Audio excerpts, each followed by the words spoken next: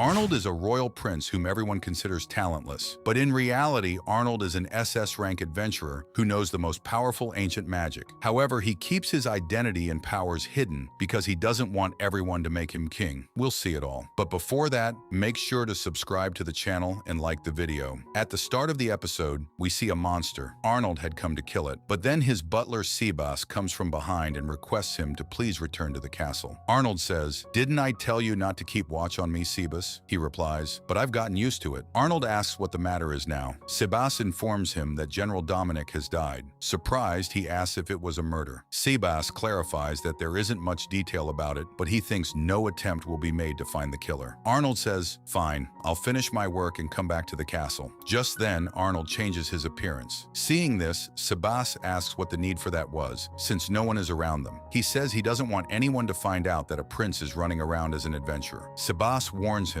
and explains that if he understands the risk of all this, he shouldn't do such things, because he is Arnold Rex Elder, the 7th prince of the Adrasi Empire. He replies, "But people call me the insipid prince," meaning a prince with no special talent, "because my younger brother is excessively talented, so I'll do whatever I want. And anyway, right now, I'm not Arnold. I'm currently the SS rank adventurer Silver." And he comes in front of the monster and asks, "What's the matter? Are you lost?" The monster roars and attacks him, but Arnold says, "Sorry, I don't have time to play," and lifts it into the air with his magic, blasting it to pieces with a very powerful spell. Now he arrives at the Adventurers Guild in the Imperial capital. People there were shocked to see him bring the horn of the Monster King. They couldn't believe he did it alone. The receptionist praises him and gives him a lot of money in return. Silver thanks her. The receptionist tells him it's a great honor for their branch to see one of the continent's top 5 SS rank adventurers here. Silver gives her some money and throws a party for everyone sitting there, making everyone happy. Then he says that next time any difficult request comes in, tell him first, and she agrees. After finishing this task, he returns to his real form so he can attend to his princely duties. He opens a teleportation circle and arrives directly at the Imperial Sword Castle. Here, the 8th Imperial Prince Leonard, his maid, and Sebas were present. Arnold says he heard General Dominic was killed. Leo says, "And that too, just because he was on my side." Arnold asks if he has a way to make allies. By the way, who was it, Eric, Xandra, or Gordon? Leo says he doesn't know. Arnold asks what he'll do now. Leo says nothing, because he doesn't want to fight within their own family. Arnold says, "I know you don't want it, but if you don't enter the fight for the throne, you'll be killed, and then Mother and I will meet the same fate." Leo says, "I know, sorry." Arnold says saying sorry won't help. State your position clearly. So Leo gives his serious decision. "I will fight for the throne." Hearing this, Arnold is pleased. He says he'll help him with this, and Leo will become emperor. So first, build your faction so enemies can't threaten you. Leo agrees and asks what Arnold will do. He says he'll find allies for him, but don't expect too much because almost all the powerful nobles and ministers are already in the factions of the other princes. Leo says he knows, thanks him, and says he thinks Arnold is more deserving of becoming emperor. Arnold says, "Do I really seem like that type of man to you? I want to live a relaxed life with a beautiful wife. I've already planned this, and for that, you're the one who has to become emperor." Sebas asks him why he doesn't reveal his identity as the SS rank adventurer Silver. Arnold refuses and explains that his great-grandfather was so obsessed with ancient magic that his mind broke and he truly went mad. Since then, ancient magic has been considered taboo in the royalty, and he is the one using that very ancient magic. If people find out that Leo's twin brother is involved in such things, it will cause problems for him since he's trying to become emperor. Sebas asks, "But Silver is considered the most powerful adventurer in the Empire's history. Wouldn't that be beneficial for Leo?" Arnold replies that this will be the last option. For now, it's better that people think he's a useless prince. By the way, Sebas, is there any Duke family left that isn't in the fight for the throne? Sebas tells him there's only one, the Clenard household. Arnold says that's quite a big name. There must be some reason they're staying quiet at a time like this. Sebas explains that there's trouble going on in their territory, monsters are invading, and they haven't been able to find a solution yet. Arnold suggests that if they say Leo sent Silver to eliminate those monsters, the family will become indebted to them. Sebas explains that if they find out Prince Leo has the power to send an SS-class adventurer, they'll become alert. And this could also expose the connection between Arnold and Silver. Arnold says, let them become alert, because when they find out SS rank Silver is involved, the enemy will think twice before making their move. And anyway, if I stay alert, there won't be any issue with Silver's identity being exposed. Sebas says, but remember, there's a big difference between announcing your identity yourself and being being exposed. He says, I know, now let's go meet the Duke. This secret work is for my brother. Sebas says to be careful, because Duke Clenard's daughter is Blue Moon. He asks if that's the one whose father gave her the blue girl hairpiece. Sebas tells him she's a very beautiful girl, so don't fall head over heels for her. He says, it's been many days since I've seen one. Is it necessary for you to lecture me on everything? Sebas says it's his duty. Now Arnold puts on his mask and says, handle the rest of the work, and teleports away. Arriving at their mansion, Silver tells the gatekeeper, I am Silver. I need to meet the Duke. The gatekeeper says, you're Silver? That's funny, because if such a big man were coming,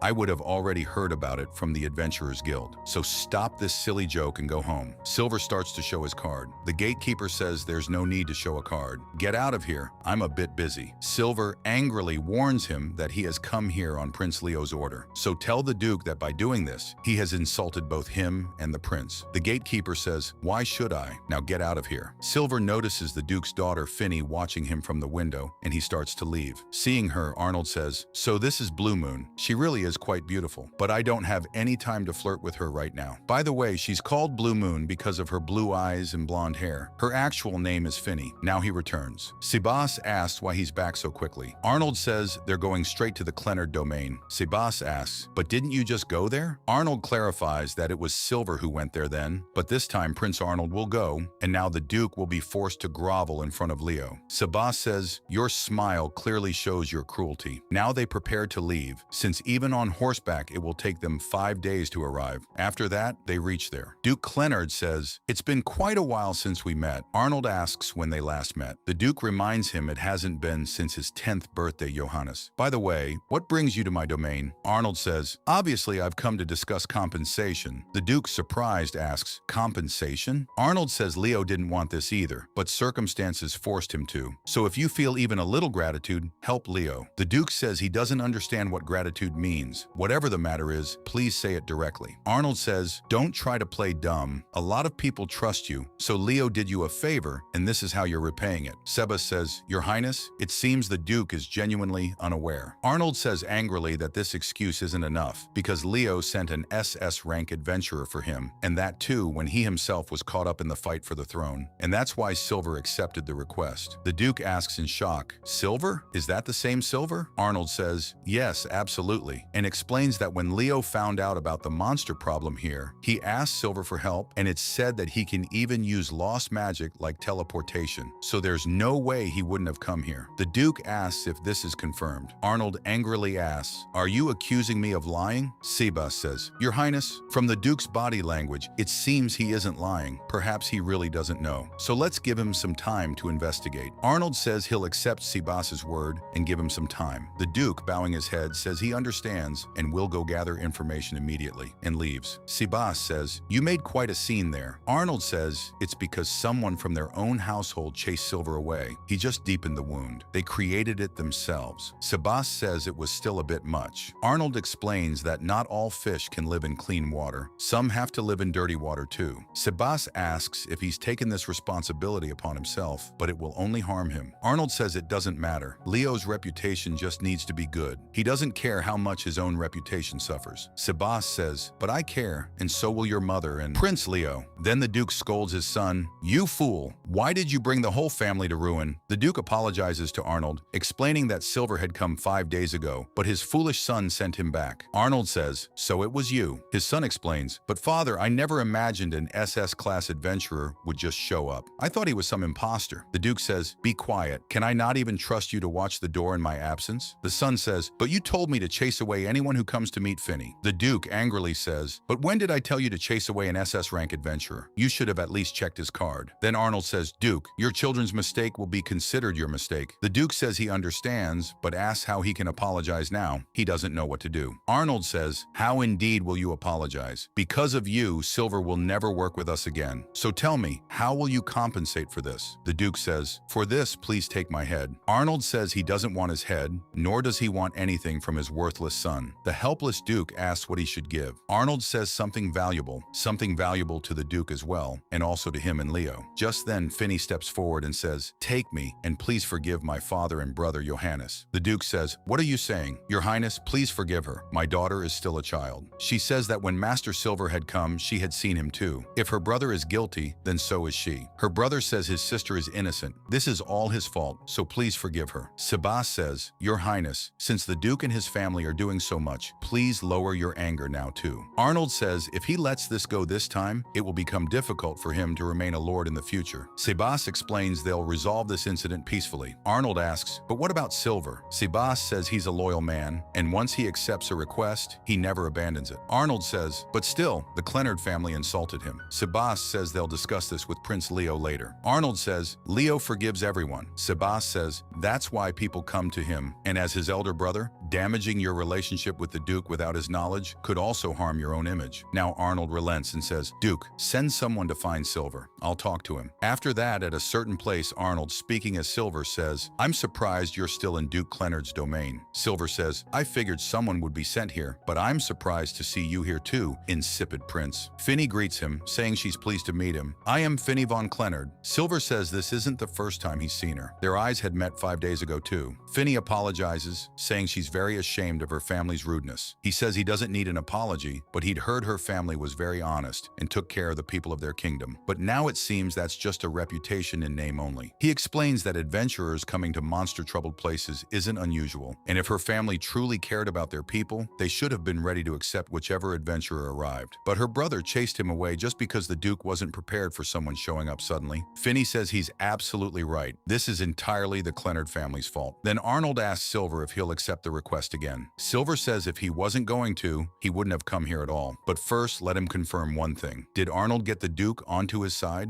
Arnold says he hasn't gotten a promise yet. Silver says, you really are a bland prince, completely unlike your brother. Arnold says they will definitely get the Duke's support. He assures this. Silver says their support must be full and firm. Only then will he complete the request. Go ahead and get them to put it in writing so they can't betray you later. Finny says her father would never do such a thing. Arnold asks if they don't promise, will he not help them? He says, obviously not. Now Arnold starts requesting him, please accept the request to eliminate the monsters. I promise to get the Duke on our side. He says, you're asking me to trust a talentless prince? Do you have any idea how difficult a task you've given me? He says he knows and bows his head, but still requests it. Seeing this, Finny is both impressed and shocked, because obviously he's bowing his head for their sake. Silver says, you bow your head so quickly it seems you don't carry the pride of your royalty. He says he isn't worthy of his trust, but please, eliminate the monsters anyway. Silver says, all right, as an adventurer, I can't let monsters roam free like this, so I accept this request. But Lady Finny, I'm trusting that the Duke's family is with the prince. Otherwise, remember, I would never have done this favor. Finny thanks him for his help and says they will live up to his expectations. After putting the princess in the carriage, Arnold says, the performance you did with the illusion magic, creating a fake image of Silver, that was amazing. He says, well, the job's done, and she thinks it was real. Now in the carriage, Finny says, thank you for everything you did. Arnold asks, for what? She says, you bowed your head to help our people, and I'm grateful to you for that. I misjudged you, Johannes. I thought you were terrifying, but you're not like that at all. Arnold says that's also a misunderstanding because he bowed his head for himself. She says, even if I misunderstood, I want to understand it this way. Will you forgive me for that? And that girl falls in love with our prince. Look at this guy's ruthlessness. He hit 2 targets with 1 arrow, and that too through sheer drama. But seeing that girl's smile, time seemed to stop for Arnold, and he starts remembering the moment he saw the meteor shower. Sebas notices all this and asks him, you seemed a bit lost earlier. Perhaps you remembered that meteor shower you saw with your mother and brother, and you were very happy that day. Maybe Finny's smile gave you the same happiness you felt that day. Arnold says, stop this nonsense. He apologizes and informs him that there's a lot of trouble going on here because a party was sent that included 2 A rank and 4 B rank adventurers, but still nothing happened. Silver explains that each slime isn't a separate threat, rather, there's a mother slime that's creating new slimes every day. So without eliminating the source, this won't stop. Sebas asks, and what about the adventurers who already accepted the request? How will you explain it to them? He says he'll handle all that himself and teleports away. Meanwhile, some adventurers were killing slimes and were about to go rest. But then their leader, Abel, sees Silver and says, wow, today we're in the presence of an SS class adventurer. He introduces himself saying he's their leader, an A rank adventurer, though in your eyes, I'm probably just a kid. Silver shakes his hand and says the Duke told him about him. Abel says they're adventurers too, so they can't just back off like this. Do you understand what I'm saying or not? Silver says he understands. Abel asks, then why has he come here? Since adventurers like him never lack requests. Silver says he understands what he's trying to say, but asks if they've been able to handle this situation so far. A girl girl explains that the mother slime has grown very large, and they can't launch a fatal attack on it because they don't have enough firepower. Silver offers an option, explaining that if they want to keep him away from the request, that's fine, but then he'll have to report to the guild to issue an emergency quest, and he'll accept it and come back. And if in the meantime they can eliminate it themselves, he won't stop them. Or they can let him handle the mother slime, because as an adventurer, he can't allow more damage to happen. Abel agrees to this, since killing the mother slime wasn't within their capability anyway. He says, "Do as you please," and apologizes to his team, but Silver appreciates them, saying that because of them, the damage didn't spread further. They did a great job, and the guild should be grateful to them too. Abel says he never thought an SS-class adventurer would ever praise them. Silver says, "Don't take this as sarcasm. I truly am grateful to you, so if you ever need anything, come find me at the Capital Branch. I'll do whatever I can." Now he stands there and raises his hand. The boy couldn't understand what he was doing, since he was supposed to go finish off the mother slime. But Silver, casting his spell, says, "I am the messenger of heaven's will. I am bound to the laws of heaven and earth. Let my enemies tremble and the innocent rejoice. My words are God's words. My strike is God's strike. And in my fingers burns the fire that scorches heaven itself." Seeing this spell, Abel says, "This is ancient magic, and its execution releases so much fire from the prominence magic that it burns the entire area, wiping out the mother slime along with all the other slimes without a trace." He asks Abel, "Will you all file the quest completion request?" Abel says, "You should go. You saved the Duke's domain. You're a hero." He says, "Sorry, but I have no interest in being a hero, so handle the rest yourselves." He teleports back to the mansion. He had written there that the prince is working, so do not disturb. Feeney enters Arnold's room while he is off guard and discovers that Prince Arnold and the legendary Silver are the same person, and here the episode ends. Before going, make sure to like and subscribe for next episode and tell me in the comments if you enjoyed it. Till then, bye-bye and take care.